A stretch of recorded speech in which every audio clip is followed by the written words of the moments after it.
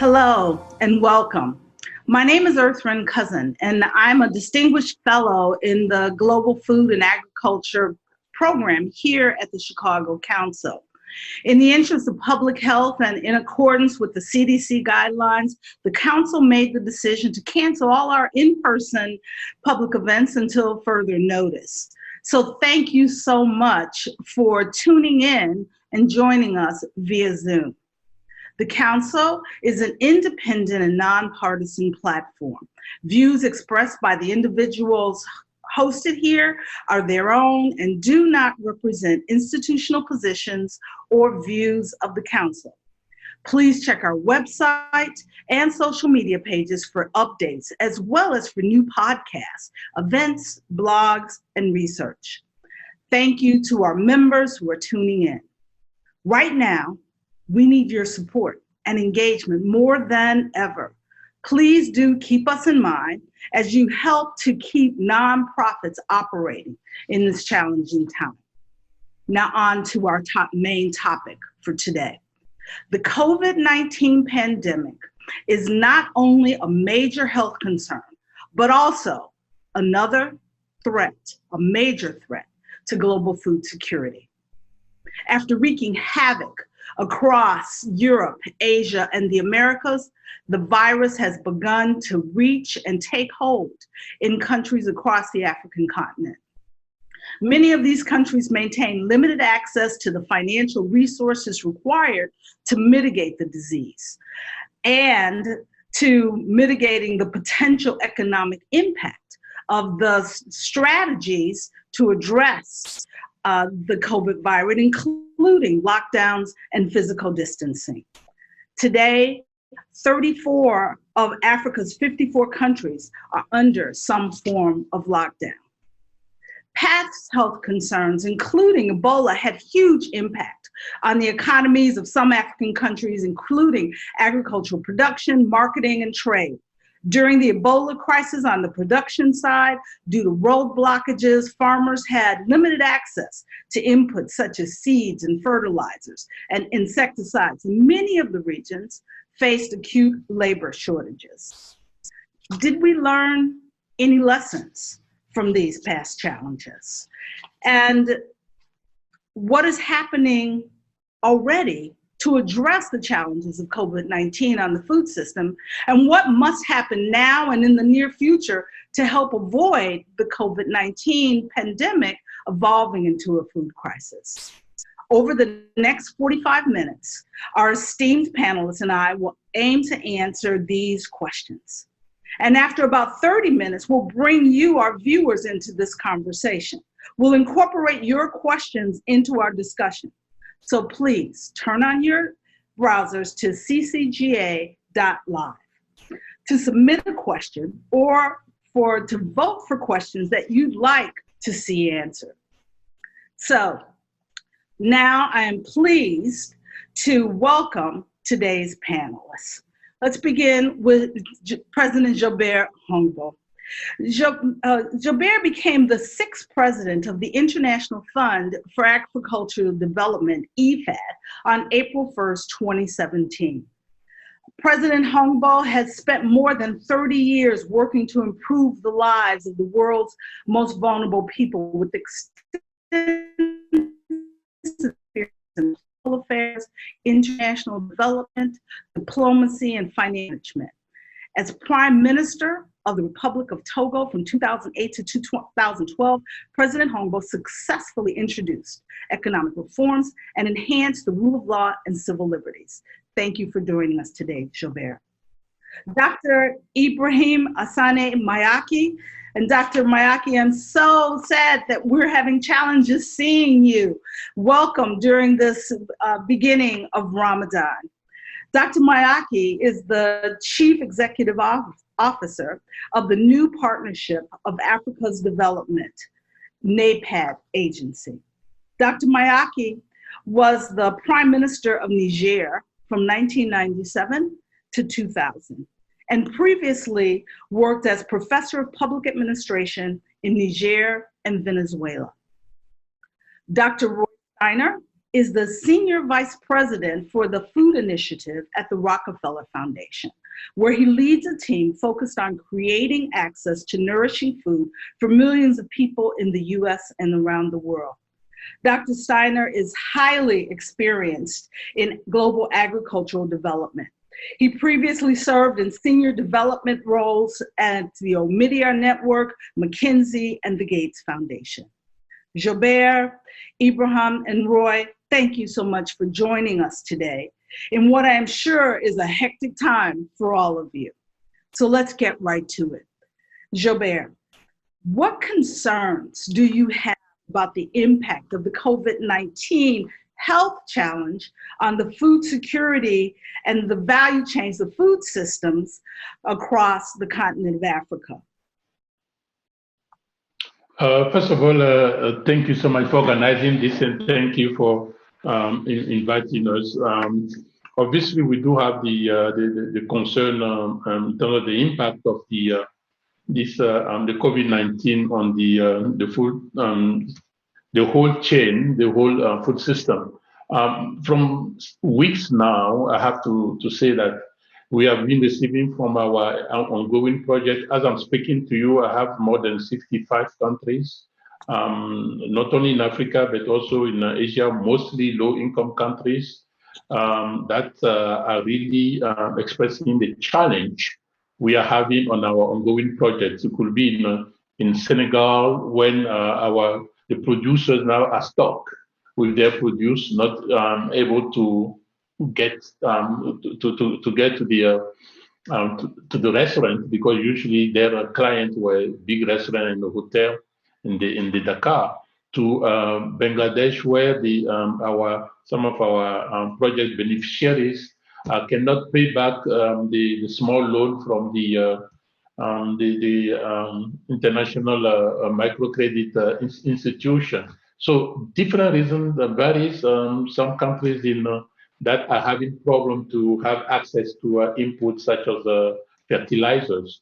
So that in itself, there is a serious risk for that impacting the whole chain. We do know, FAO statistics are very clear on that globally the supply is not an issue, but the distribution and the logistic are really the issue. And the second dimension that for me is quite an important issue is when you think about it, you take, and certainly Dr. Mayaki will also touch on that, I will hope. The Africa imports, sub-Saharan Africa import now 35 billion on food products a year. So you can imagine the disruption we're going through the impact on this. Thirdly, and I will stop on there.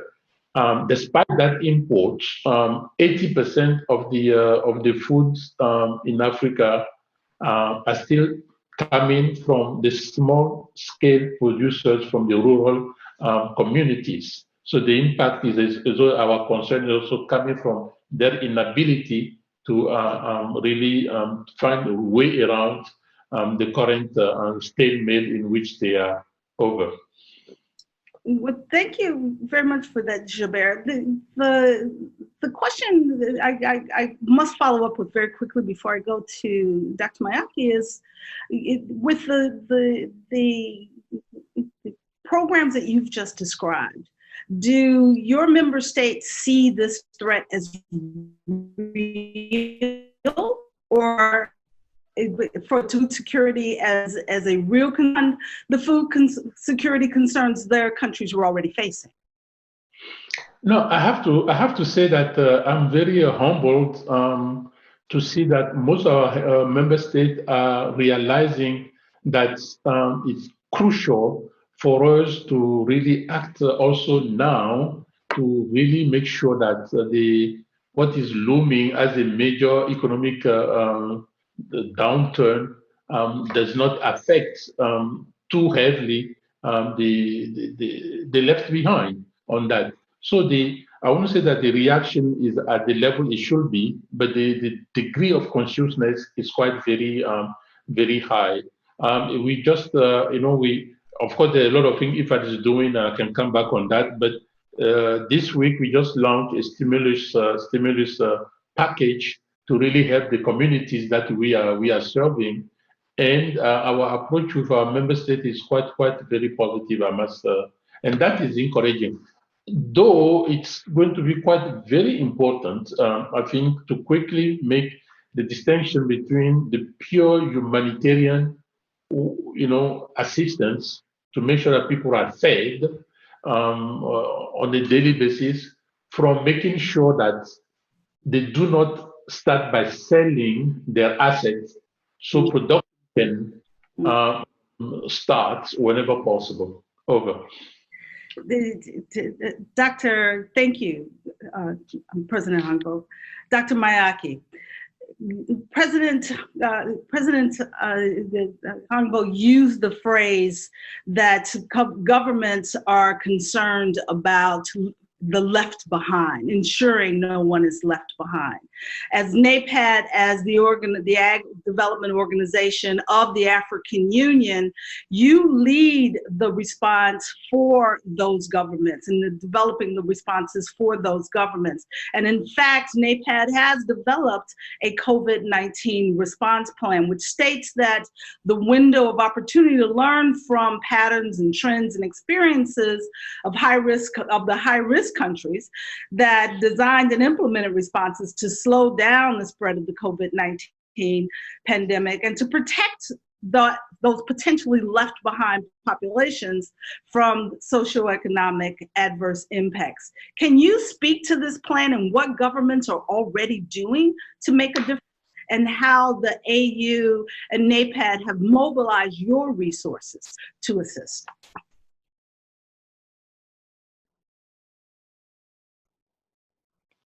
Dr. Mayaki, your phone is muted. Good. Thank you. Thank you very much for inviting me. I'll go straight to 4 points. The first one is that food security is enhanced as an absolute priority, especially during this COVID-19 crisis. No government wants to see a majority of its population run without cash and without money. More than 60% of our economies are informal, and you will understand that people rely on going out every day in order to find cash and to find food.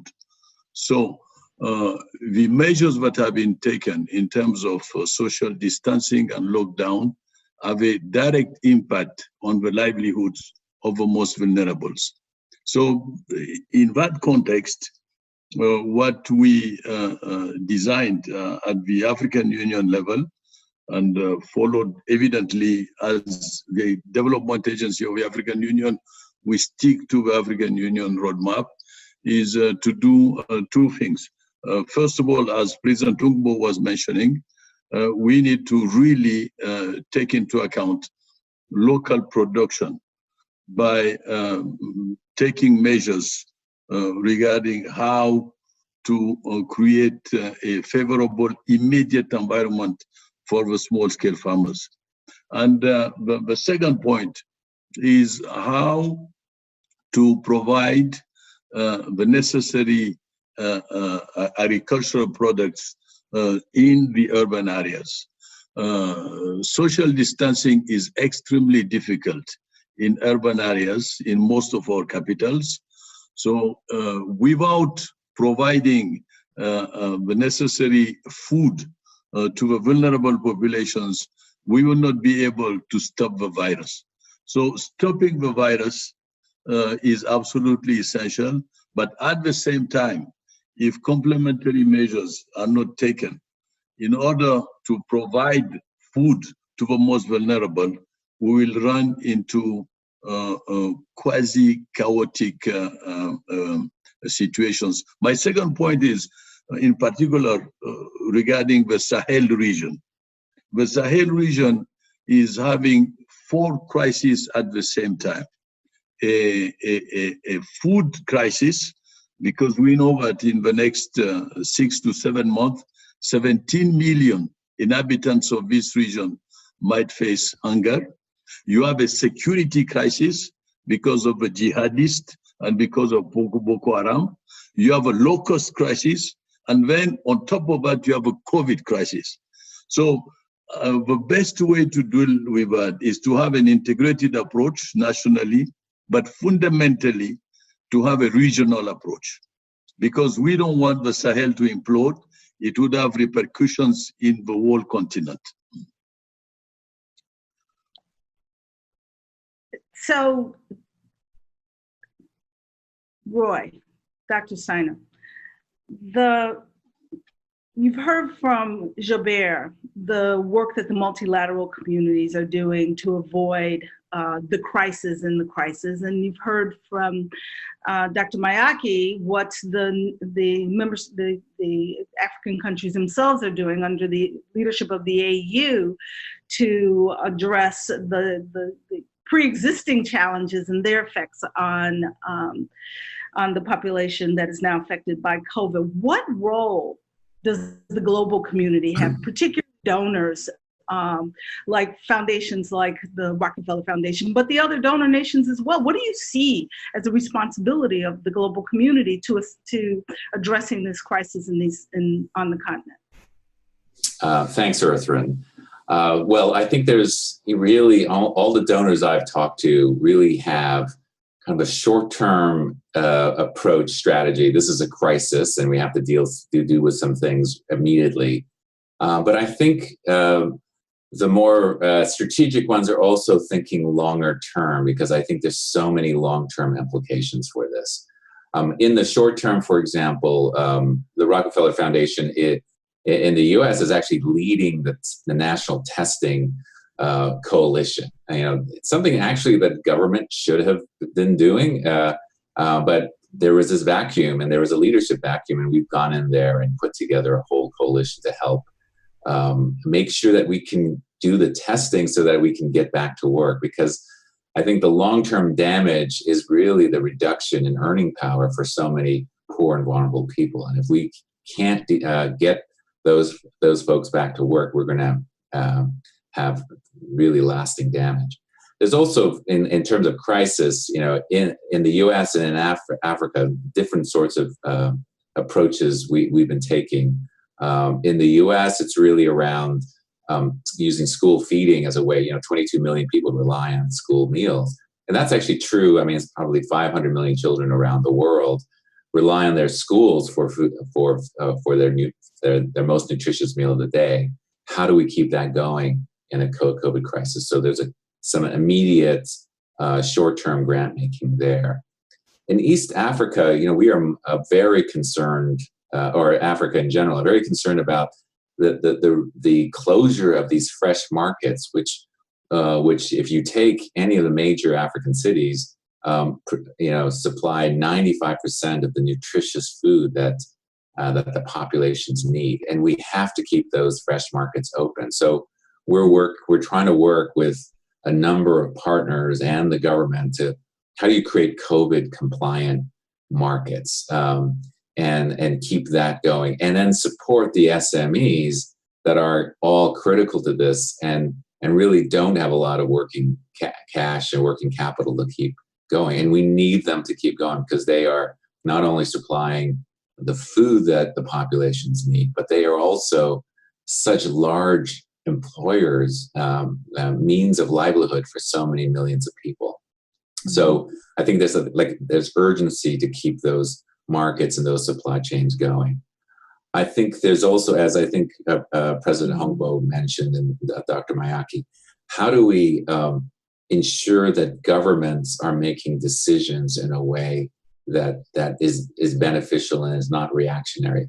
Already 15 countries in the world have put export controls, and we know, as was mentioned, that was really a bad set of decisions, only exacerbated the issue. The thing that we have to do, and I think this is really involving governments, multilaterals, donors, is how do we really use the best data that we have to help inform policymakers? And so I think there's an opportunity to really create new sorts of data platforms around food balance sheets in a way that is much more real-time, more accurate, and can inform policies more effectively. And so we have to put those, I think, use this crisis as a way to build these things that actually should have been there in the first place. And that's the other dimension, is how do we build back better? How do we use this crisis to address many of the fundamental structural and behavioral issues that have been so hard to shift? And I think using data is one example. As we build back, we have a history of just thinking about calories, and we can't do that anymore. We know that it has to be a diverse set of foods that promote overall nutrition and overall health. And so as we try to keep these systems going, how do we make sure that it's really nourishing food that contributes to long-term health? And then, finally, I mean, I think there's, we're such an interconnected world. Like remittances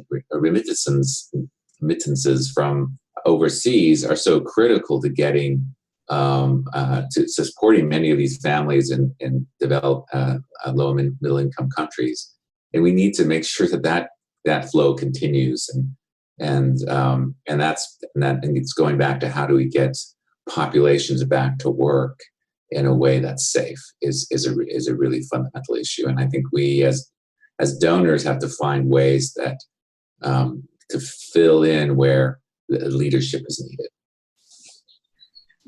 That leads me right in. Thank you very much, Roy, for that last statement in particular. You gave us a good formula for the work that is necessary, not just by the donors, but by the countries themselves in addressing the potential challenges. And so to you, President Hongbo and Dr. Mayaki, let's be honest, we have a number of fragile states on the continent. What role do your organizations play in ensuring that the kind of prescriptions that have just been identified by each of you are implemented in those countries, as well as those that are more progressive and better prepared to perform much of the work that has been described today? Start with you, President Hongbo. There are thanks so much. There are a lot of different actions that you could do. Quite frankly, at the start is to be flexible enough for our ongoing activity to repurpose them, so we can be flexible and assist the government in doing this, in responding. As Dr. Stanley was saying, it's going to be important in that response not to be only focusing on the short term, and also start what we are noticing in this crisis, unlike some crises where, first of all, you focus on the humanitarian, then you move to post-crisis early recovery. Now it's kind of, you need to deal with the crisis today and the early recovery today. Is essentially, this is what this situation is intended. So be agile enough, which is quite one thing. The second thing that IFAD is really talking about the medium long term. Today is COVID. Yesterday was SARS. Yesterday was Ebola. Today is the locust. Dr. Mayaki mentioned that not only in the Sahel, in the whole Eastern Africa. When you think about it, it is a matter of resistance to shocks. Whether those shocks are coming from climate change, or from health or other reasons. So it's building or embedding a dimension of building resilience, developing or encouraging in the positive sense of a self-reliance of government, for government to be able to call on themselves. You see, what we're also realizing, and sometimes you might think that even government are not cooperating enough, the instinct of each government in, I need to protect my people. I need to protect my people. And we have seen, even in some developed countries, there was some reluctance to help other countries by sending them some equipment. So it is what we are doing now, back to the poorest country we are serving, is to help them start thinking about. There's a lot of ongoing activity in resilience, but you really need to step it up. The third dimension, I will never say that enough. Obviously, I'm very concerned about the risk of a drift, budget line drift, that will be pulling resources far away from the rural community to be able to handle this, the health dimension, which obviously on the short term, you can understand it does make sense. But I'm not convinced that on the medium long term, it's a wise decision. So when we are also in dialogue with our counterpart in the government, is how do we ensure that our next programming come to kind of complement the new normal. Over. Dr. Mayaki, do you want to add anything to that from the standpoint of the AU and NAPAD? How do we ensure that the kinds of protections that we're talking about and activities are implemented in fragile states as well as those more progressive states across the continent? Absolutely, and I fully agree with President Tungbo. I would like to flag one issue, but we haven't flagged yet. What we learned from the 2008 food crisis was that we needed to act regionally. Nationally, yes, absolutely, but also regionally.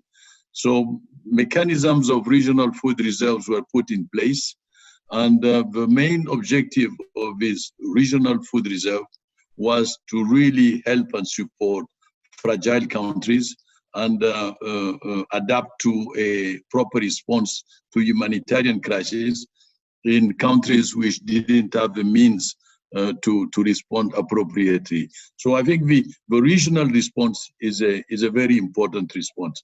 But the second point I would like to mention is that we need to make all what we can, and that's our role as a development agency, that food systems stay high in the political agenda.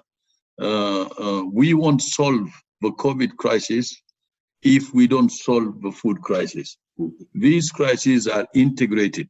So it's very important that the donor community, multilateral agencies, the development agencies really make sure that the food systems stay high in the agenda.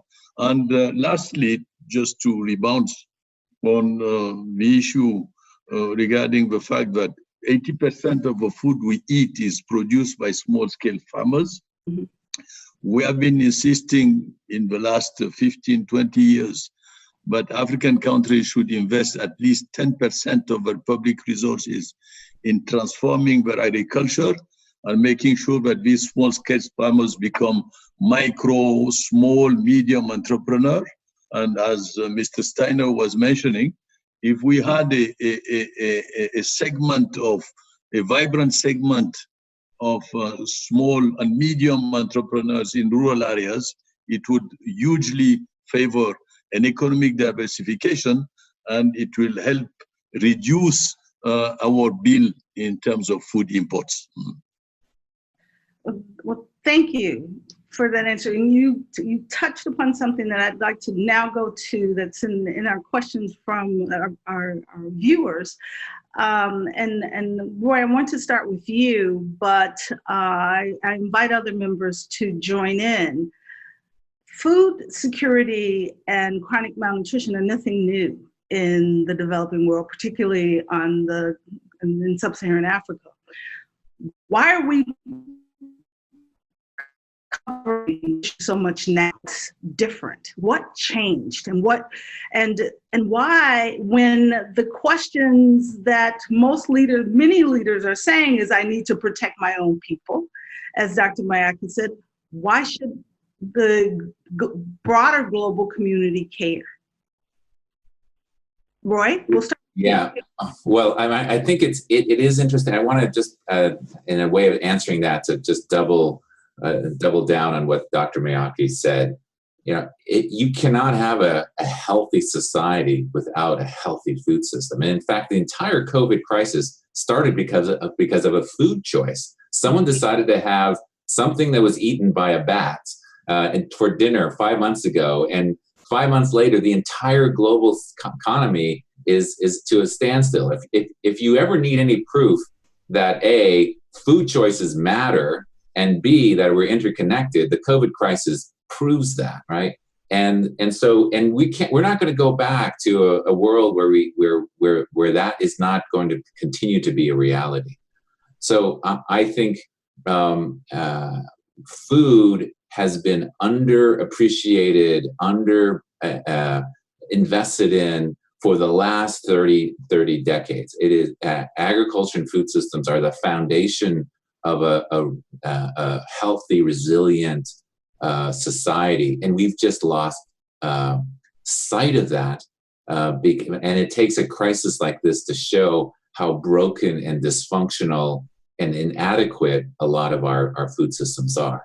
And going back to the health, we're finding in all the people who are dying at such a higher rate are people who are immune compromised, who have a lot of the diseases of poor diets, right? Diabetes and cardiovascular, etc. So there's a direct link to, if you don't have healthy food systems, you're not going to have healthy people who are therefore not going to be able to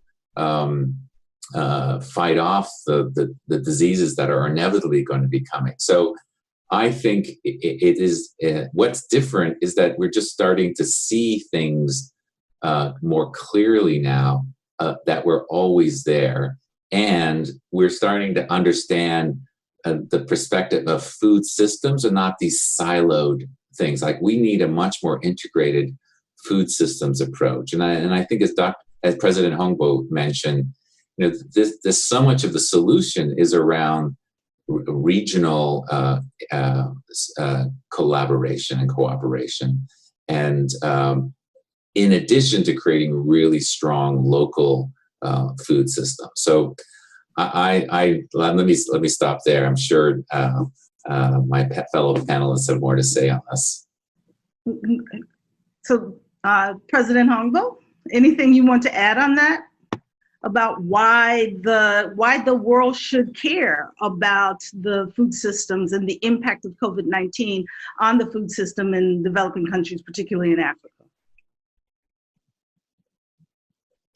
You're on mute. We can't hear you. President Hongbo, you're on mute. Thank you so much. No, I was saying that Dr. Stanner made it quite very clear, the nexus between the health and the food. And you yourself, you're quite a very expert when it comes to nutrition dimension. So what's in the past few weeks, including here in Rome, one of the points that we have been making is that, in this crisis, we are not talking enough about the nutrition dimension, and the point that we will really have to step up our efforts in the nutrition. So that nexus is lead me to another dimension of that between the health and the agriculture side, which is the water. When we all talk about the water dimension, on one hand, we take it just like granted, where we know that a lot of communities don't even have access to potable water to drink, let alone to wash their hand. And secondly, the nexus, i.e., the role of the same water in having food produce. So that dimension for me is what I will want to add to the nutrition and the nexus between the two. But clearly, Dr. Maeke was saying it, I just don't see how we will end this current shock.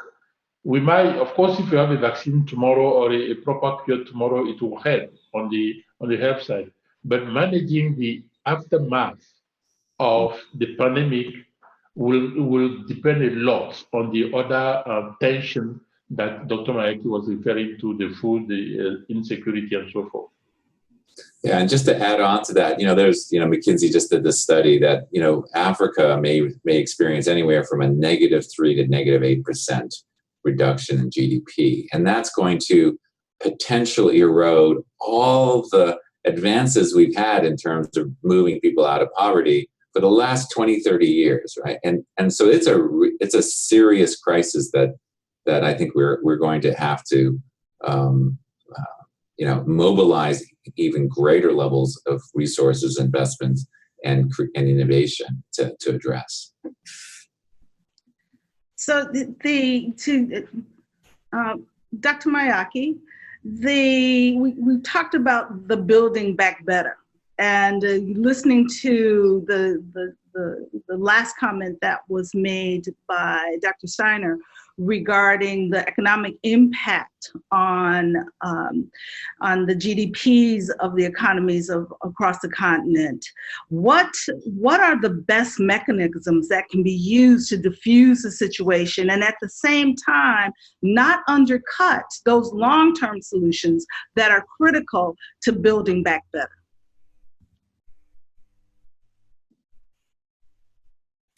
Dr. I highlight three quick issues. African countries, as you know, our finance ministers negotiated a moratorium on the service of the debt, the interest for 2 years. That's their objective. They are not talking about an erosion of the debt. Before the COVID crisis, most of African countries and governments were paying their debts normally. But given the perspectives of reduction in terms of economic growth, we will lose revenues, so we need a fiscal space. But the revenues that we'll have after COVID cannot be spent in the same systems that we had before. Because as President Tumubo was saying, we need to think about the potential of a pandemic. So we have a double task. On the one hand, how to better manage our revenues, which are shrinking, and at the same time, how to reform proper policies. In health, it will be investing in primary health care prevention. And in the food systems, it has absolutely to be in transforming agriculture in rural areas, just like IFAD is doing, by really supporting the small-scale farmers and bringing them to become micro and small entrepreneurs. That's the first thing. The second one, we need regional solutions, absolutely. And the food reserves regionally is a good instrument. And the third one is we need a better coordination of the international community and the donors in making sure that the priority regarding the food systems is reinforced. If Africa doesn't come out positively out of this crisis, the world will suffer. What a way to end our conversation. If Africa doesn't come out of this crisis successfully, the world will suffer. President Hongo, Dr. Steiner, Dr. Mayaki, thank you very much for joining us today. Thank you, Arthur. Thank you. Thank you very much. Thank you.